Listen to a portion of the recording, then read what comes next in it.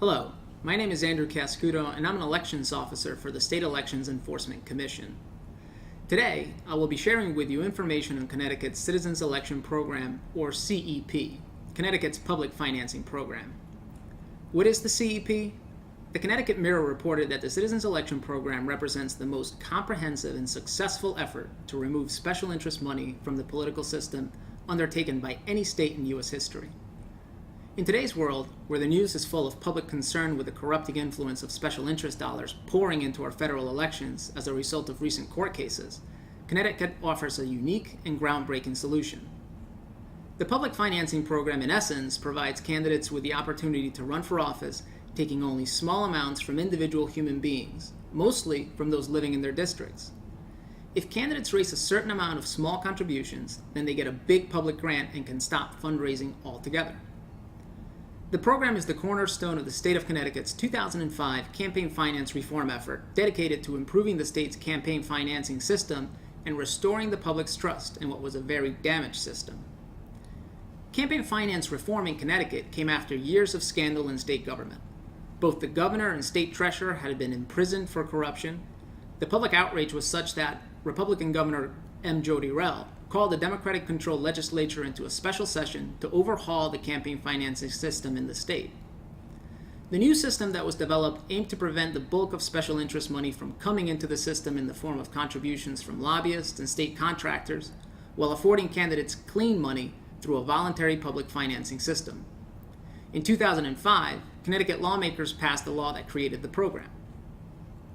Candidates for the General Assembly, as well as candidates for constitutional offices, can participate in public financing. The General Assembly consists of state senators and state representatives. The constitutional offices are governor, lieutenant governor, secretary of state, attorney general, comptroller, and state treasurer. In other words, the entire elected legislative and executive branches of Connecticut's government can run for office using public financing. The way it works is that candidates must demonstrate that they have adequate support from the public, especially those who live in the candidate's district, to receive a public grant. Candidates for state representative accomplish this by raising $5,000 from 150 people that reside in their district. Candidates for state senate accomplish this by raising $15,000 from at least 300 individuals residing in the municipalities in their district. Candidates for constitutional offices have higher thresholds, but the principle is the same. Participating candidates may only accept small dollar contributions from certain individuals. The maximum contribution is $100, and no contributions from state contractors or PACs.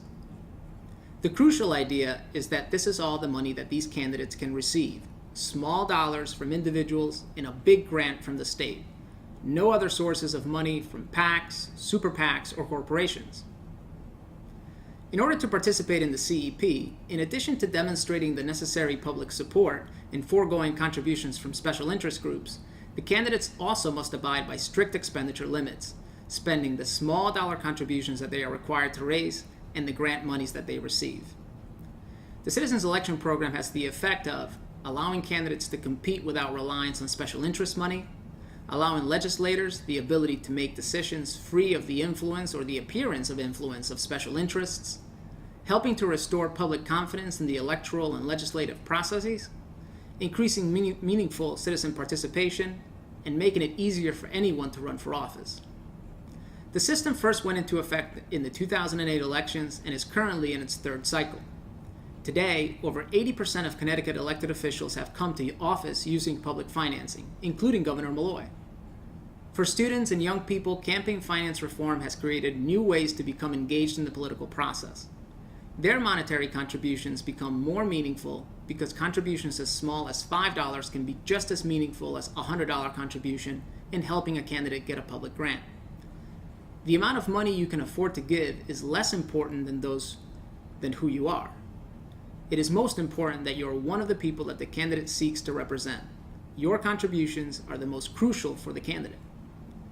In the CEP, where candidates are bound to strict expenditure limits, volunteering for a campaign is another way young people can have a profound and direct impact on a candidate's campaign. Grassroots support can flourish when candidates choose to forego relying on entrenched institutional support. Young people aren't limited to contributing and volunteering either. Because the program rewards those who can demonstrate this grassroots support with large grants of money, enough to wage a competitive campaign for any office in Connecticut, younger people who often don't have access to vast wealth can run and win in Connecticut elections. Another outcome of the 2005 campaign finance reform is that candidates and other types of political and party committees must disclose everybody who gives them money and everything they spend their money on, and that information is available instantly online for anybody to look at. You can go to our website and see everybody who gave to candidate X, or you can see the contributions made by any individual to any candidate in the past 5 years. This database is on our website and can be searched by anybody so that when money is raised for political purposes, people can see where that money is coming from. If you have further questions or would like to learn more about the Citizens Election Program, please visit www.ct.gov/SEEC.